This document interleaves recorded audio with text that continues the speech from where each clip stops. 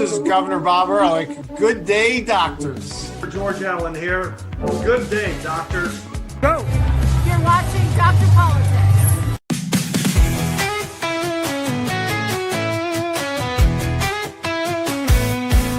They're Dr. Politics. He's the one to see.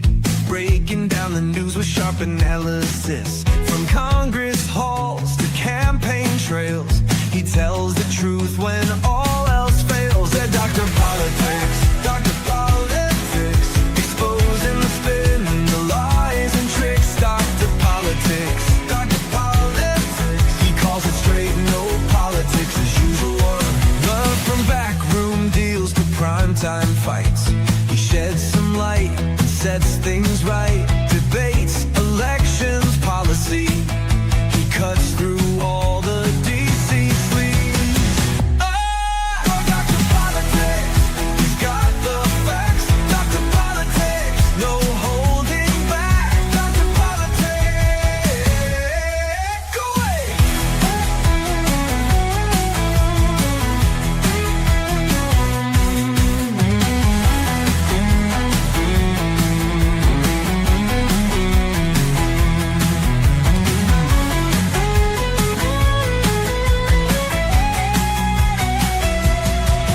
Dr. Politics, he's got the facts. Dr. Politics, no holding back. Dr. Politics.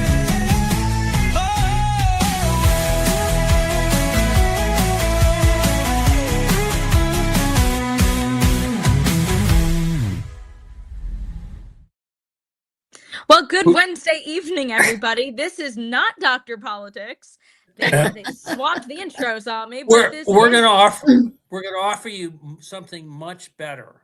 yes, this is Direct Line Live. That doesn't typically have that long of an intro. It's like, geez, how long is this song? But my name is Jackie Saxton, and tonight I am joined by my co-host Mark Unkefer, and we are joined by Becky Norton Dunlop, who is here to talk anything and everything Reagan and his legacy as we come up on his birthday, which would have been this Friday. So, Becky, thank you for joining us. Delighted. One of my favorite topics, as you well know. Yes. So let's jump. Yeah, go ahead, Mark. You start. No, go ahead. No, I was going to say, I mean, let's talk about, with his birthday coming up, I would love to hear more about some of the parallels. We were talking a little bit before the show of what some of Reagan's policies were at the time that we're kind of seeing reflected in the way that politics are going now. Well, I think in many respects, it's very exciting. I would say, first of all, obviously, President Reagan and President Trump have very different styles. And, that's something that's sort of difficult for some of us who were such Reagan devotees to kind of get our arms wrapped around. But I think Ronald Reagan had a principled vision for our nation, and he really worked every day to advance those principles. And his philosophy was, if I can make a compromise but move the ball forward and not put roadblocks into what I want to achieve down the road, I'm going to do that. Today, because our nation has been through such terrible times in these past few years with presidents like Obama and who was that last guy? It was a disaster for our country. And I think President Trump came in this term realizing that, my gosh, I've got a lot that has to be done in the next 4 years, regardless of who follows me. If we don't get the ship straightened out now, America's in for a really rough ride.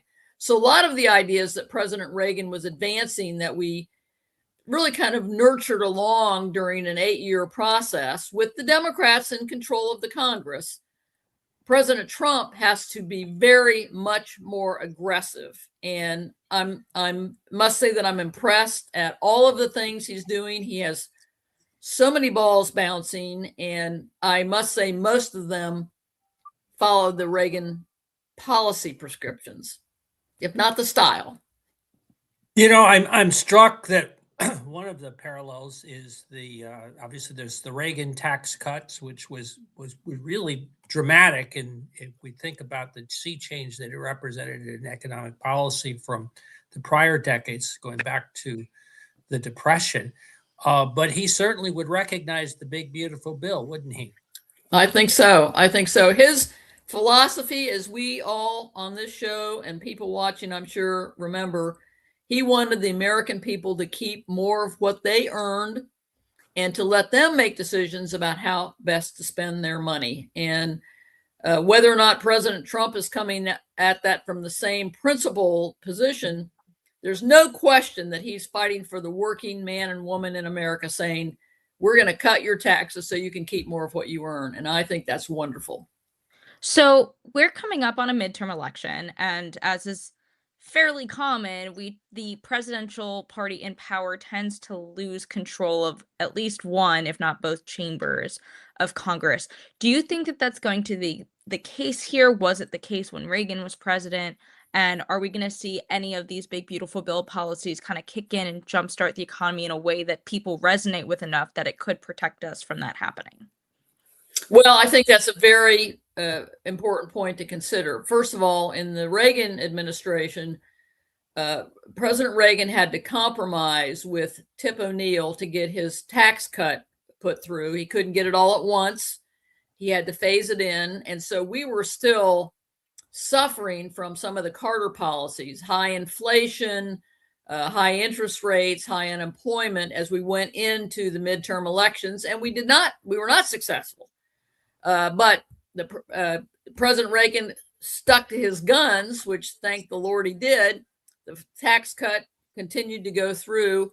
And as we all know very well, when it came up to re-election time, he won 49 of 50 states, and some of us think he could have won all 50 with a little extra push in Minnesota. But I think President Trump learned, or at least the team around him learned from that experience, and they pushed hard for the big, beautiful bill and said, let's get this in the books so that it can actually take place and become effective before the midterms, and people will then realize that our economic policies actually work for the working men and women in America. I'm very optimistic that as this bill kicks in, that people will definitely see a change in their pocketbooks, and it will impact prices and inflation rates and mortgage rates and all of these things, interest rates. So I'm hopeful and optimistic that the midterm election will not turn out to be what it has normally been in the past. And, it's interesting as I talk to people, I'll talk to waiters and waitresses. Well, you realize that your tips aren't going to be taxed? Oh, no, we didn't know that. They're going to really get a happy wake-up call when that kicks in. So I think a lot of these people who either don't have time to watch the news or watch mainstream media have no idea about the good things in the big, beautiful bill. And I think that's going to really resonate with them when things start coming into their realization. There's a huge hope, isn't there, that as the tax refunds kick in and people find out that they were over withholding, that there will be a bonus in which some of these policies that are not as well understood as we'd like kick in, that we see the political consequences of that. Yes, I think that's right. And it just will resonate with people that this president wants people who work for a living to be able to keep more of what they earn. And that, I think, will make a big difference as they go to the polls. Now, the president's got to be out there making the case for this. And, what we know very well is that if the House goes to the Democrats for the next 2 years after that election, President Trump will be fighting impeachment because they've made that very clear. That's all they're interested in. They don't confuse them with the facts. So I'm very hopeful as the big, beautiful bill kicks in, people start knowing that they have more in their pockets to spend. They see prices coming down. They see interest rates coming down for new housing and more housing being built, that they will see that his economic policies are working, and they will say he needs support. So hope springs eternal, right? Right. Absolutely. So I'm trying to think about what else is going on, maybe from, you got something, Mark? Yeah, I was going to say, one of the other parallels between this president and Reagan is in the area of foreign policy. And I'm thinking back to, all the, how shall I say, the best minds of Washington insisted that, you had to have some kind of détente with the Soviet Union. It was Russia, but Russia was only a part of the Soviet Union. And that, we just had to have arms control, and we needed to focus on that. And one of the things that Reagan did was to kind of do a 180 on that policy, and was not afraid to stand up to the Soviets. There was arms negotiations that took place, but it took in the context of the buildup that Reagan was responsible for. Number one. Number two, I think of Reagan and the Europeans, because there was very much a struggle, not so much with the leadership within NATO, but with the public to get intermediate, missiles that were deployed in Europe, and there was a great deal of pushback, and it wasn't quite sure where our allies would shook up, and they ended up supporting that. But I'm kind of struck by the parallels that the two presidents have. Different circumstances. It's not exactly the same history, of course, but it rhymes in some respects, doesn't it? Yes, I think that's an excellent point. I do think that, President Reagan, again, on foreign policy, his vision was that people the world over would be able to enjoy their God-given freedom. And, he would make that point in speeches. He also knew about the peace through strength. I mean, I think he coined the phrase peace through strength. And, we know that President Trump actually is pursuing that. Now, as you say, the circumstances are quite different. We tried to rebuild a 600-ship Navy, but military technology has changed a lot. But President Trump is making very clear that he wants a strong military because he believes in peace through strength. And I think the other thing is President Reagan had an ally in Margaret Thatcher. And, the Reagan-Thatcher team, and then you had Pope John Paul II come along as well. They were strong anti-communists. They were strong for freedom around the world. We don't have those kinds of singular leaders elsewhere in the world right now. I mean, we wish we did. I think we have many world leaders who support President Trump's vision.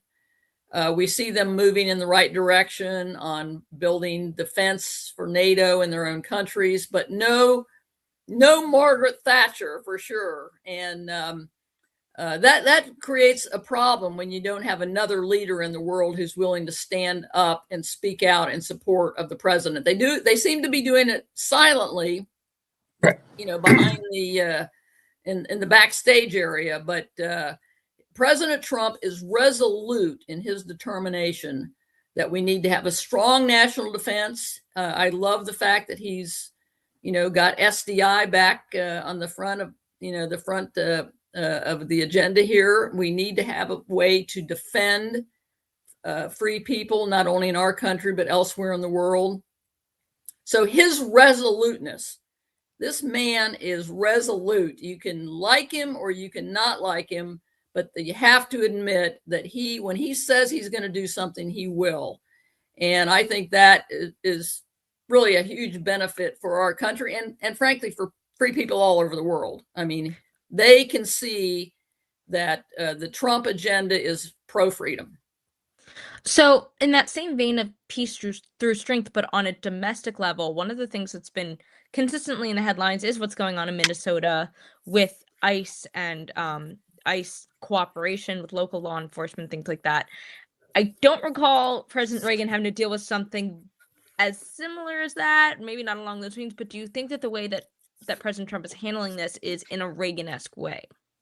Well, I think it's a huge challenge. Keep in mind, when President Reagan was governor of California, we were having riots on college campuses, and Reagan was tough.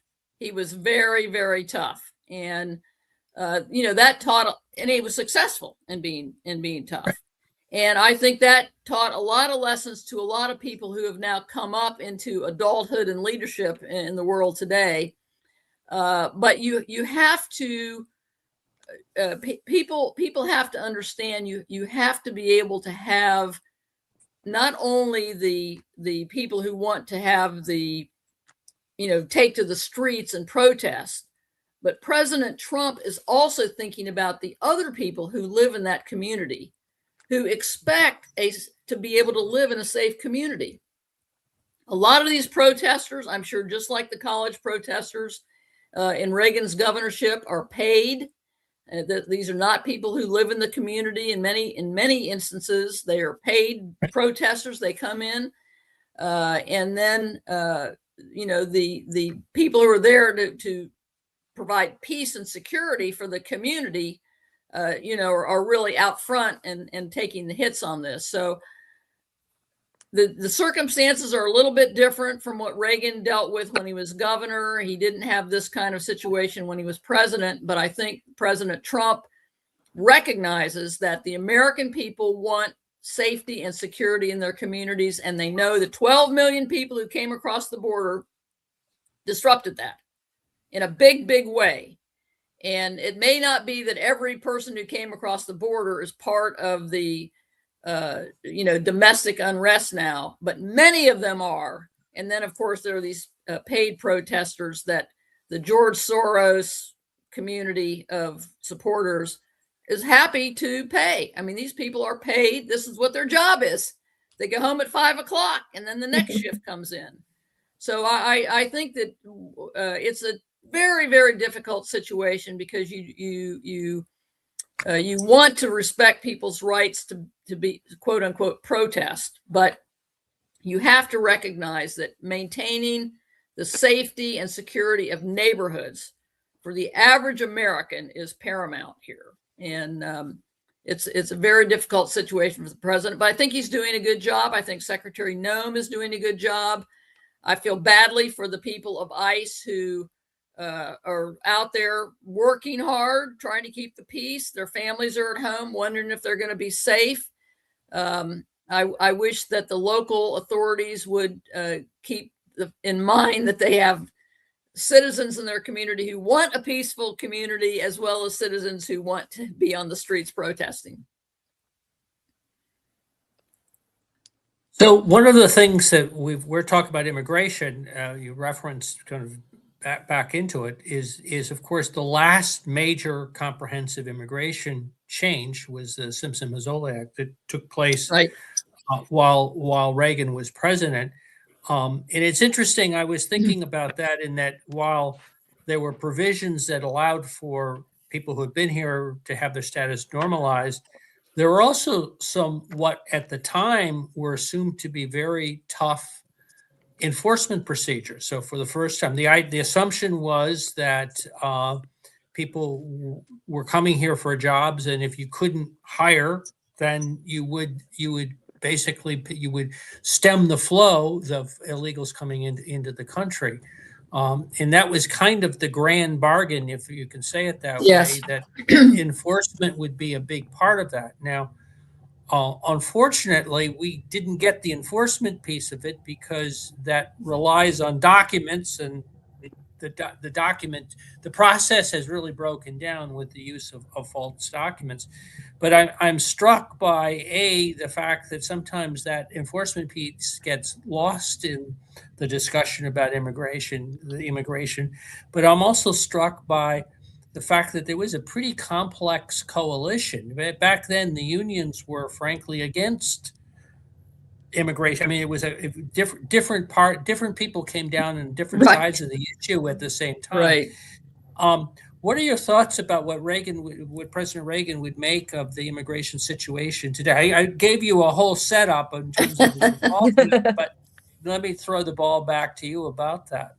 Well, I think it's important for us to, as we look back, remember that Dwight Eisenhower, who was considered a moderate Republican, engaged in major deportation of illegals. He recognized as president that the rule of law is paramount in a free society, in a civil society. And President Reagan, who was a trust but verify guy, bought into this compromise, the Simpson-Mazzoli bill, because it had the enforcement protections in there. Right. And his view was things haven't actually been fixed in the 20 years prior to my presidency. We'll try and fix it now, but we will have the enforcement mechanism. And my suspicion is that if President Reagan were with us today and looking at the situation, he would say, well, remember what I used to say, trust but verify. And, the enforcement piece was never put in place. It was always opposed by the people who wanted not just open borders, but really no borders. And, so we had challenges after President Reagan left office. And then you had Obama, who did enforcement, did deportations. But we forget, don't we, that for a while they was referred to as the deporter in chief. Exactly. Yep. And now, just because it's Trump, and this Trump derangement syndrome actually does seem to exist, and it stretches to all of the issues that he's dealing with. So he's dealing with a massive breaking of the rule of law under the Biden administration, appalling, disgusting, unconstitutional, just ignoring the basis on which our country was founded, not enforcing the law, just 12 million illegals just coming across the border. And now the current administration has to deal with that. So, President Reagan, I think, would still be in the trust but verify mode. And he would say, we trusted, but it didn't work. It wasn't verified. So one of the other crazy things that's going on right now is all of this mid-cycle redistricting. I mean, they're certainly trying to ram it through here in Maryland. I don't think it's going to make it to the Senate, though. How do we look at that in the context of what's happened in prior administrations? How do we look at that in terms of what the future could hold? It just seems like every side, every red state's racing to the right, every blue state's racing to the left, and I don't know what the outcome of all this is going to be. Well, I think the conservatives have a responsibility to be advocates for the rule of law. And, some of the states who are engaging in redistricting are doing it in accord with the rule of law. And then there are other states like Virginia, I might say parenthetically, who has a General Assembly who is just flaunting the law. The question is, do we actually have judges on the courts who still believe in the rule of law? And I think we, again, as conservatives, we have to fight for that.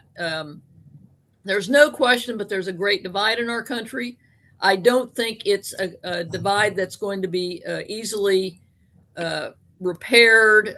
You can't have consensus when one side's for the rule of law and the other side's against it. I mean, there's no compromise on that. You just have to fight for what is right. And, there are going to be instances, and the Democrats will make it very partisan by saying that anytime a Republican wants to do this, they're just doing it for partisan reasons. But we have to look at the facts. The Texas case was upheld in the courts. This is following the rule of law. The Virginia case right now has actually been ruled by a single judge here as not following the rule of law. And it's just because in Virginia, the Democrats now control the House, the Senate, and the governorship, and they want to seize control and rewrite the lines so that they will always have a huge majority in the House of Representatives. So we have to fight for the rule of law, and we have to fight at every level, the most local level, right up to the Supreme Court. And you can't just say because a red state is doing something, it's political. You have to look at the law. And that's what I fear. There are a lot of people in these blue states who could care less about the law these days. Speaking of the rule of law, one of the issues that I'm not sure has gotten as much attention as it ought to is this idea of the Keep 9, of a constitutional amendment that would very simple, very direct, of just limit the size of the Supreme Court to 9 justices. It would have to be done constitutionally, but the issue is many Democrats have talked about going around the Supreme Court by packing the court, by adding additional justices, which, I mean, there's a potential parade of horribles with that. I'll let you share them with us. Well, you've nailed it there. I think we know that if the Democrats ever take control of the Senate again, they will eliminate the filibuster. They will pack the court. They will eliminate probably any voter ID being possible, let alone being required. The challenge I think we face is there's a group of people, and I think they have control of the Democrat Party now, sadly, who are only interested in power. They want to be in power. They want to own the government. They want to run the government, and they want to be able to do to people who aren't their allies whatever they want to do. And the Republicans are pretty well known for wanting to follow the rule of law. And I'm one of those people as a kind of paleo conservative who has been very nervous about eliminating the filibuster. But we have a group of senators led by Schumer who don't even want to be reasonable on these matters. And so I've become an advocate myself for eliminating the filibuster so that we can actually govern the way the people elected President Trump to govern. And I think that that's a huge challenge because while I don't think the Supreme Court should be increased in number, I do fear that if the Democrats ever get control of the Senate again, they will take these extraordinary steps or seek to take them.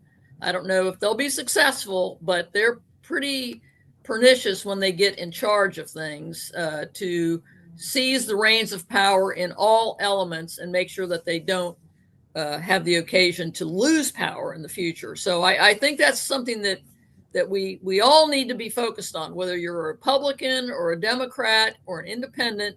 You need to pay attention to these things. We don't want a court that is packed by one side or the other, frankly. Yeah, and you run the risk of, one side packs it and the other side will pack it again, and then suddenly you got 8,000 members of the Supreme Court. But you answered my next question without me even having to ask it, which was that you have a lot of people on the right who are saying we need to get rid of the filibuster because if we don't, they will when they take back control. So we need to take it and do it before they do, and make sure that we pass the SAVE Act and do what we need to do to make sure that our elections maintain their safety and their security. So I guess we can go a little deeper into the SAVE Act, because that's just something right now that you're seeing a lot of pressure put onto Leader Thune to bring that to the floor. It doesn't seem like he's quite ready to do that yet. What do you think the hesitancy is there? I'm not really sure. I remember when President Reagan was in office, we had a few people in the White House who were quite influential, who never wanted President Reagan to veto anything if they thought it would be overridden by Tip O'Neill's House or the Senate, which was still controlled by moderates and liberals, even though it was a Republican majority. I didn't agree with that then. President Reagan was persuaded by these few people who were quite influential. But my point in saying that is, I think leaders have to actually lead. And I think Leader Thune needs to get these people on record. Let's get it out there and get it on record who is for supporting the elements of the SAVE Act and who's opposed to it. It may not be successful. He may lose. But I think the voters in the country have a right to know how their senators stand. When Jesse Helms was first elected to the Senate from North Carolina, he came to Washington, and one of his main points was, I'm going to make senators vote on the record. Prior to his election, there were lots of unanimous consents, and people didn't know how their senators were voting. And they could say, I'm for a balanced budget back home. And then they'd come to Washington and they'd never support anything that would ever balance the budget. And Jesse Helms said, you're going to vote on it. And he made people vote on everything. And what happened? The Republicans took control of the Senate because senators were finally on record, and they couldn't say one thing at home to their voters and then vote a different way when they came to Washington. And I think that's one of the things that a leader has to be concerned about. It's not so much as winning every vote, it's making sure that the folks back home know what the senators are doing here. Get them out there, make them vote. If we lose the vote, the folks back home will then have a chance to talk to their members of the Senate and tell them what they want. But if you don't make them vote, they can just, muddle all this stuff up, and the people back home will be contemptuous of what's going on here in Washington. Yeah, I mean, voter ID is overwhelmingly popular on both sides of the Absolutely. aisle. It's like 71% of Democrats are for it. Every voting bloc is for it. So it's crazy to me that we're not just doing it. Exactly. So you referenced Trump derangement syndrome, and it's interesting is sometimes when people talk about it, they talk about, well, it's never been, it's pretty polarized now, but that there's kind of this hazy gloss that goes on with history of people forgetting just how, frankly, vicious at times the personal attacks were of that particular era. Somehow, you get told about how, well, Tip and Reagan, they all got together, and Right. certainly there probably was a certain level of personal engagement but it was pretty tough, wasn't it, back then? Oh my gosh, it was absolutely brutal. You would get up in the morning and get the Washington Post off your front stoop to see how they were attacking personally President Reagan and his policies, and Mrs. Reagan, and everything that she did was under attack. Oh, it was unbelievable.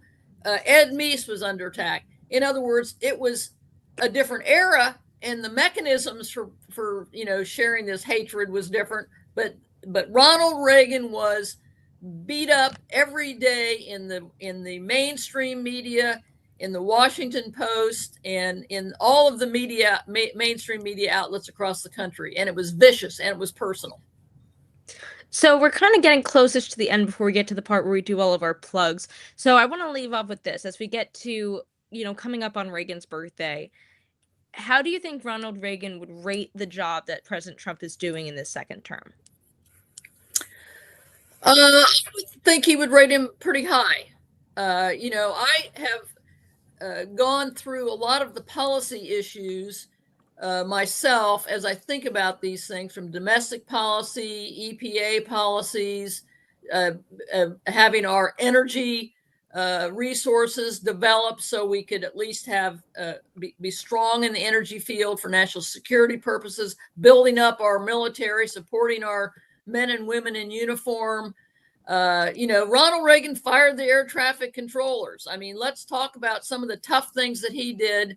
I think he would say, based on the policy prescriptions that are going forward, this man deserves a high mark. All right. So Dwight or Mark, moving into plugs, what do we have going on for the county club? Well, tomorrow, here comes Dwight, who's always got the calendar. Dwight. But tomorrow, Hey, how you doing? Sorry about that. I was putting out a fire. I hope figuratively and not literally. Yeah, figured it was just the NASA thing. It's just this whole Artemis stuff. But Go ahead. You could. Yeah, we have Pizza in Politics with Robin Ficker, candidate for U.S. Congress in Maryland's 6th District. Next month, everybody That's should, tomorrow. Yeah, and the first Thursday of next month, which is also March 5th, we have from MRC, we've got Kat speaking there on Women's History Month and media biases, and it's going to be a lot of fun. If Becky were nearby, I'd love to have her speak at Women's History Month, because I remember you did a talk at the Wyrick lunch once on Women's History Month. That was great. Awesome. Yeah. And Go ahead. I was gonna say, on the YR side, we have our first session happy hour coming up a week from today at Acme in Annapolis. So a chance for us to let off some steam with all of our staffers working in Annapolis, as well as some of our legislators. You know, it's going to be a rough 90 days, as it typically is, but they're already just starting off strong, the Democrats, with pushing through everything terrible going on. So definitely come out and join us, have a drink, have a snack. It's going to be a good time. And I think that's it from the YR side for now. Good. Cool.